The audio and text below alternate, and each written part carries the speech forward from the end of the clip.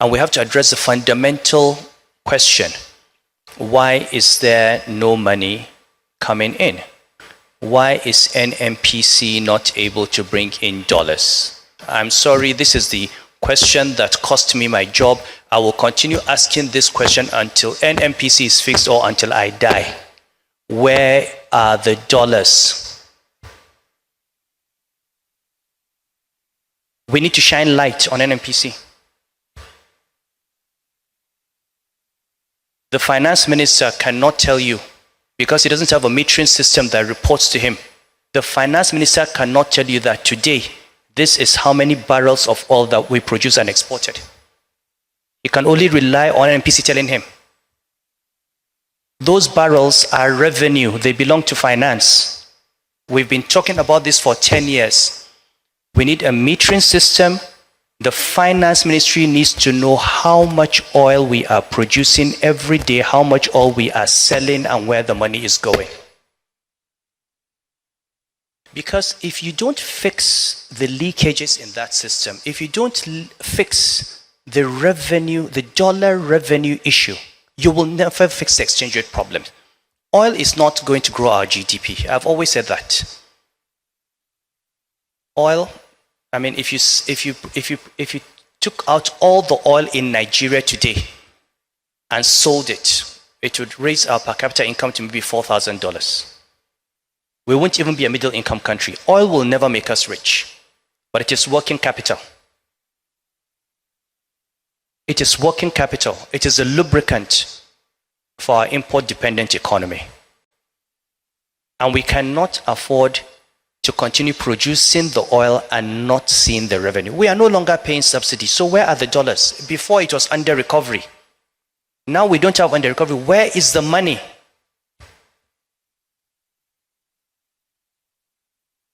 It was the issue I raised for which I was suspended. You can suspend me again. Okay? But it is an issue that this country must address. NNPC is the most opaque oil company in the world. When I was in the central bank for 15 years, they had not been audited. So, you know, the central bank is easy to attack. But the central bank does not manufacture dollars. It's not an exporter. It produces naira. It can buy dollars. It can create an environment for dollars to come in. It can bank dollars for government, but it does not produce dollars. And you want to have stability in the exchange rate? You've got to go back to those issues we raised in 2014. You need to follow the money. And I'm glad the CME is here. This is the #1 priority. They follow the money from production to exports to return. Where is the money going? Now, there are things that are not NNPC's fault, but things that could have been done better. We're producing a lot of our crude oil offshore. Deep offshore production, PSC agreements mean we get only 40% of that. It was 20% before. So if you produce 1 million barrels deep offshore, you get only 400,000 barrels. We could increase the onshore production. But what have we done? The IOEs went out and we signed all these SAAs with our cronies and our friends. We need to review. Those who are producing onshore oil, where we have the highest, these are wells that have been in production for 7 decades. They are mature fields. At this time, you need international oil companies, not Shell, not Exxon. You've got medium-sized IOCs operating in places like Gabon, in places like Latin America, in places like Asia. Get them to come and maximize the output from those fields, because that is where the government has the highest revenue stake.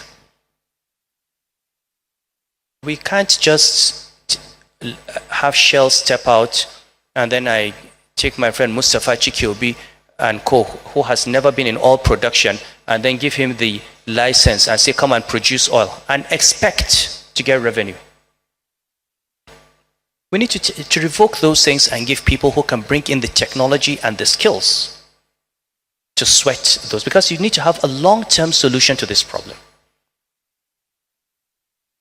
Plus other structural changes, moving to alternative energy. CNG vehicles would save you 60% on PMS.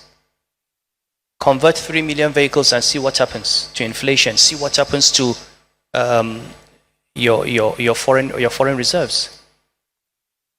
So I get worried because while the central bank certainly has done a lot of things wrong in the last 8 years, there has been so much attention on the CBN, and we are not looking at other people who may have even done worse. We paid 11 trillion naira in fuel subsidy. There's no accountability up to now. The National Assembly called NNPC to bring the documents. They refused. And by the way, let me advise that this idea of the president being petroleum minister is not a good idea. The last president was Minister of Petroleum for 8 years. When I was governor of Central Bank, we had a petroleum minister. So when I talked about NNPC, I could attack Dizani. Now nobody can talk about petroleum because 8 years, if you talk, you're attacking the president. We need that buffer. Somebody has to be there. So a minister has to be there who is held accountable by Nigerians. I say this because if we're talking about banking, if we're talking about the banking system, if we're talking about the economy, we've got to look at all these linkages.